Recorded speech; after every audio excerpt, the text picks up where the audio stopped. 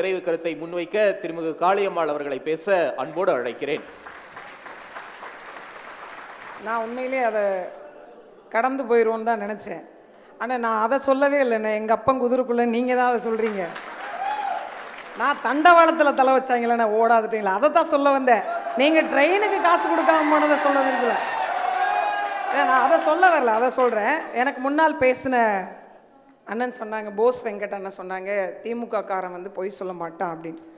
ஆனால் உண்மையிலேயே இந்த 2026 நான் கண்ட காமெடி இதுதாங்க. உண்மையாக சொல்லணும். ஆனால் நீங்கள் பொய் சொல்ல மாட்டீங்கன்னு சொல்லுங்கண்ணே, நான் முழுமையாக ஏற்கிறேன். நீங்கள் பொய் சொல்ல மாட்டீங்கன்னு சொன்னீங்க. திமுக காரன் ஏன்னா 525 கொடுத்தீங்கண்ணே, 90 விழுக்காடு நிறைவேற்றிட்டோன்னு கிட்டத்தட்ட 2024 சொன்னீங்கன்னு நினைக்கிறேன். பாராளுமன்ற தேர்தலில் போய் 90 இந்த 10 விழுக்காட்டை ஏன்னா 2 வருஷமாக நிறைவேற்றிட்டு இருக்கீங்க. எல்லாம் முடிஞ்சு போச்சுன்றீங்க. என்ன பண்ணீங்கன்னா நானும் பார்க்குறேன். ஒரு கிட்டத்தட்ட நிறைய நடந்த விவாதங்கள் எல்லாத்தையும் பார்த்துருக்கேன். இங்கே திமுக சார்பில் யாரெல்லாம் பங்கு கொண்டார்களோ அவங்க மொத்தமாக சொல்கிறது 16 பேப்பரை எடுத்துகிட்டு வர்றாங்க.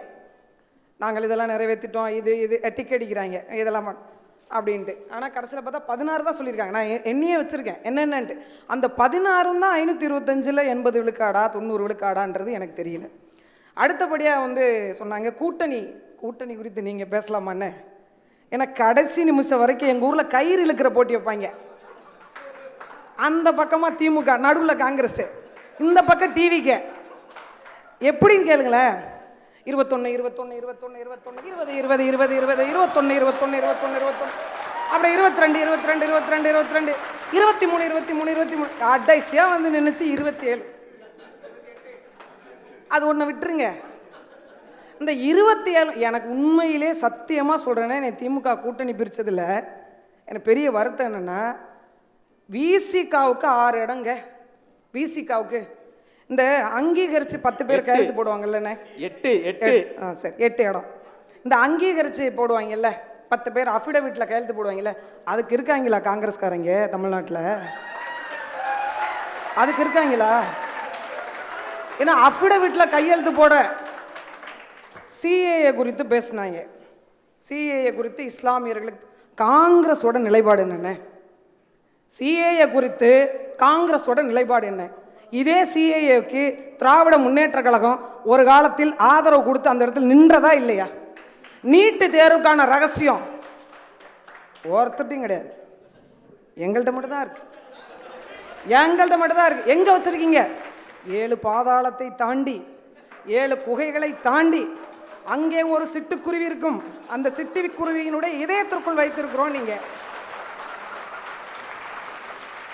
கடைசியில் உச்சநீதிமன்றம் ஒரு தீர்ப்பை வழங்கிய போதும் கூட இந்தியாவில் எந்த முதலமைச்சரும் பயன்படுத்தாத ஒரு சட்டத்தை பயன்படுத்தி 7 விழுக்காடு அரசாங்க பள்ளியில் படித்த பிள்ளைகளுக்கு உள்ஒதுக்கீடு கொடுத்த ஒரு மனிதர் ஆளுநர் மறுப்பிற்கு பிறகும் இதே ஒன்றிய இடத்தில் ஆளுகின்ற ஒரு கட்சியை எதிர்த்து கூட்டணியில் இருக்கிறாங்கன்னா சமரசம் பண்ணிட்டு போகலங்க. செஞ்சு முடித்தாரா இல்லையா? நான் தங்கச்சி பேசும்போது சொன்னாங்க, நிறைய விஷயங்களை முன் வச்சாங்க. ஏன்னா எனக்கு அண்ணன் பேசும்போது சொன்னாங்க, நாம் தமிழர் கட்சியில் இருக்கும்போது காளியம்மாள் கடுமையான விமர்சனங்களை முன்வைத்தார். ஏன்னா செந்தில் பாலாஜி என்ன விட வேணாம், ஏன்னா அவருக்கு அமைச்சர் பதவி கொடுத்து அலங்கரித்தவர்கள் என்ன நீங்கள். நான் மீண்டும் சொல்றேன், எந்த கட்சியும் எந்த கட்சியோடையும் கூட்டணியில் இருந்திருக்கிறோம். நீங்க எல்லாம் பேசுறாங்க டெல்லிக்கும் எங்களுக்கும் தான் சண்டை. இதே திராவிட முன்னேற்ற கழகம் பாரதிய ஜனதா கட்சியோடு கூட்டணி வைத்ததா இல்லையா? ஸ்வீட் எனிமின்னு ஐயா கருணாநிதி சொன்னாரா இல்லையா? அப்ப இங்க எப்படின்னா, இந்த அரசியல் நகர்வே எப்படி இருக்கிறது என்றால், இங்க இருக்கிற பலரும் அப்படித்தான்.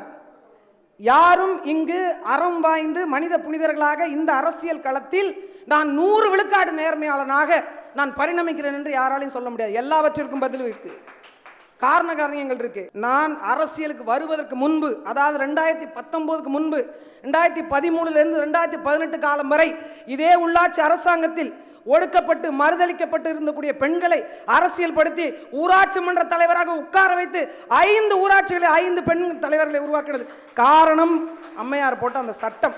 அதெல்லாம் சரி. இப்ப சட்டமன்றத்தில் பெண்களை வேட்பாளர்களா நிறுத்துறதுல எடப்பாடி யார் தடுத்தா? நிறுத்திருக்கலாம்ல? இல்ல, நிச்சயமாக பெண்கள் சட்டமன்றத்தில் நிறுத்தப்பட்டிருக்கிறார்கள். அது இன்னும் வருகின்ற காலகட்டத்தில் கூடுதலாக நிறுத்தப்படுவார்கள் என்பதை இந்த நேரத்தில் எங்கள் ஐயா சார்பாகவே நாங்கள் சொல்றோம். சரிங்களா? அப்புறம் அடுத்தது கேட்டீங்க, நீங்க கேட்ட கேள்விக்கு நான் பதில் சொல்ல விரும்புறேன். ஒரு சீட்டு தான் கொடுத்துருக்கீங்க அப்படின்னு. சமூக நீதி, நாங்கள் தான் சிறுபான்மையினருடைய பாதுகாவலன் என்று சொல்லக்கூடிய திராவிட முன்னேற்ற கழகம் ஒரு அமைச்சரவையிலிருந்து ஒரு இஸ்லாமிய அமைச்சரை இறக்குனாங்க. அதில் விளாண்டு பார்த்தாங்க. 23ல் இறக்குனாங்க, அப்புறம் 24ல் மாற்றினாங்க, விளையாண்டு பார்த்தாங்க. மீண்டும் அந்த அமைச்சரவையில் ஒரு இஸ்லாமியருக்கு இடம் கொடுக்காமல் வேறொருவருக்கு ஏன் இடம் கொடுக்கப்பட்டது? ஒரு புரிதலற்ற அரசியல் கூட்டமாக தமிழ்நாட்டு மக்கள் இருக்கக்கூடாது. எனக்கெல்லாம் ரொம்ப பெரிய வருத்தம். ஆனால் தயவு செஞ்சு உங்கள் பிள்ளைகளுக்கு நீங்களும் அதை சொல்லிக் கொடுங்க. ஒருத்தர் ஒரு நிருபர் போய் ஒரு பையன்கிட்ட கேள்வி கேட்குறார், ஐபிஎல்ல யார் ஜெயிப்பா? இதுதான் கேள்வி. அந்த பையன் டிவி கேண்டாப்ல, தம்பி நீ ஐபிஎல் பாப்பியா? பாப்பனே. எந்த டீம் ஜெயிக்கும்? டிவிக்கே தாங்க. தயவு செய்து இளைஞர்கள் நீங்கள் புரிந்து கொள்ளுங்க, நமக்கு யாரை வேண்டுமானாலும் பிடித்திருக்கலாம். ஆனால் அரசியல் என்பது பிடித்தவர்கள் இருப்பது இடமல்ல, மக்களை பிடித்து வேலை செய்பவர்களுக்கான இடம். இந்த செலக்டிவ் அம்னீசியா மாதிரி சில பேர் செலக்டிவாக போராடுவாங்க, செலக்டிவாக தான் போராடுவாங்க. அவங்களுக்கு வேணும்னா போராடுவாங்க, வேண்டாம்னா போராட மாட்டாங்க. இப்படி பெரட்டின்னு சொல்லலாம். அவங்களுக்கு வேண்டாம்னா போராடுவாங்க, வேணும்னா போராட மாட்டாங்க. என் தங்கச்சி சொல்லும்போது சொன்னாங்க, ஃப்ரிட்ஜு கொடுக்குறாரு, அவங்க சாராயம் கொடுக்குறாங்க, அதை வாங்கி கூல. எனக்கு எல்லார் வீட்லையும் என்ன சாராயம் விற்கவாங்க, ஃப்ரிட்ஜை பயன்படுத்துறது. இது ஃப்ரிட்ஜு பயன்படுத்துகிறவங்களெல்லாம் மோசமாக நடத்துகிற மாதிரி இல்லையா? இது அப்படியா சொல்ல முடியும்? நாம அப்படி சொல்ல முடியுமா? ஃப்ரிட்ஜ் பயன்படுத்துகிற எல்லாருமே பியரை வாங்கி உள்ளே அங்கே வைக்கிறாங்க. எங்கள் வீட்டிலலாம் காய்கறி மட்டும்தாங்க வைக்க முடியுது. அப்ப ஒரு சின்ன சந்தேகம். 10,000 ரூபாய் நான் கொடுப்பேன், மக்கள் விலைவாசி உயர்வால பாதிக்கப்பட்டிருக்கிறாங்கன்னு திரு எடப்பாடி அறிவிக்கிறாரு. உடனே நிருபர்கள் கேட்கிறாங்க, எப்படி இந்த 10,000 ரூபாய் கொடுப்பீங்கன்னா வரிகளை அதிகம் உயர்த்தி இந்த 10,000 நான் கொடுப்பேன் அப்படின்னு திரு எடப்பாடி பழனிசாமி சொல்றாரு. ஏற்கனவே கஷ்டப்படுற மக்களுக்கு வரியை உயர்த்தி 10,000 ரூபாய் கொடுக்கறது என்ன பெரிய நலத்திட்டம்னு கேட்கிறாங்க. இல்ல, வரியை உயர்த்துவதன் மூலமாக ஒரு நலத்திட்டத்தை வழங்கிவிட முடியாது. நான் சொல்றேன், நான் அதுக்கு பதில் சொல்றேன். ஒரு உற்பத்தி துவக்கம் என்கிறது, வரிங்கிறது ஒரு தனி மனிதன் மீது திணிக்கப்படுகின்ற வரி அல்ல. அப்படி பார்த்தால் ஐயா ஸ்டாலின் அதை சொல்லவே கூடாது. போற அந்த கடைசி நேரத்தில் 100 விழுக்காடு வீட்டு வரியை ஏற்றி போயிட்டாங்க. கடைசி நேரத்தில் மின்சார கட்டணத்தை நீங்க சிந்திச்சு பாருங்க. நாங்கள் வந்தால் 100 யூனிட் மின்சாரம் ஏற்கனவே ஐயா எடப்பாடி அவர்கள் காலத்தில் கொடுக்கப்பட்டது. ஆனால் இன்றைக்கு என்ன மாதிரியான சூழ்நிலை போயிட்டு, உண்மையிலே சொல்றேங்க, 750 ரூபா மின்சார கட்டணம் கட்டிட்டு இருந்தேன், இன்னைக்கு 3,500 ரூபாய் கட்டுறேன். இதற்கு பேர் என்ன?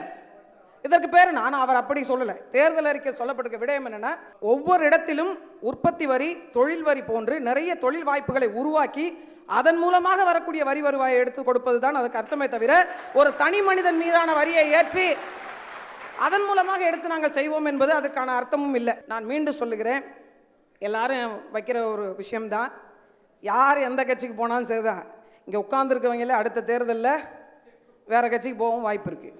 அதனால் பார்த்து கவனமாக பேசுங்க. ஏன்னா ஒரு சொல்லை மட்டும் வைத்துக்கொண்டு ஒரு அந்த நிகழ்வை மட்டும் வைத்துக்கொண்டு ஒரு மாற்றம் என்பது நிகழாது. யாரும் அந்த காலத்தில் கண்டாங்கி புடவை கட்டினாங்க, பின்னாடி கொசுவம் வச்சு கட்டினாங்க, அதுக்கு பிறகு மாற்றம் வந்தது மனிதர்களிடம். அப்படித்தான் ஒவ்வொரு சூழலில் ஒரு மனிதம் ஒரு மாற்றத்தை நோக்கி புறப்படுவாங்க. அது போன்று தான். ஏன் நீங்கள் காளியம்மாள் ரொம்ப திணறாங்க அப்படின்றாரு. என்ன சொல்கிறதுக்கு ஒன்றும் இல்லாதவங்க தானே திணறுவாங்க, அதிகமாக இருக்கிறவங்க இருக்காங்க பாரு, எதை சொல்கிறதுன்னு தெரியாமல் திணறுவாங்க. புரியுதுங்களா? எழுதி வச்சிருக்கிறது 7 பக்கம்னு, அதை எதை உங்களை மாதிரி தான் எதை எடுத்து படிக்கிறது எதை விடுறதுனே தெரிலண்ணே. ஏன்னு கேளுங்க, கள்ளச்சாராயம் இருக்குது, கஞ்சா மரணங்கள் இருக்குது, பெண்களுக்கு எதிரான குற்றங்கள் இருக்குது, நிலவள சுரண்டல் இருக்குது, மழை கொள்ளையடிப்பது இருக்குது. இது எல்லாவற்றிற்கும் மேலாக நீங்கள் சொல்லுகின்ற சமூக நீதி என்று சொல்லி படுகொலியில் மக்களை விழ வைத்து நீங்கள் அரசியல் செய்வதும் இருக்குது. அத்தனையும் சொல்றதுக்கு பத்தல நேரம். அடுத்த ஆட்சி இந்த மண்ணில் புரட்சிகர விடியலாக புரட்சி தமிழர் ஐயா எடப்பாடியினுடைய தலைமையில் அமையட்டும். நன்றி, வணக்கம்.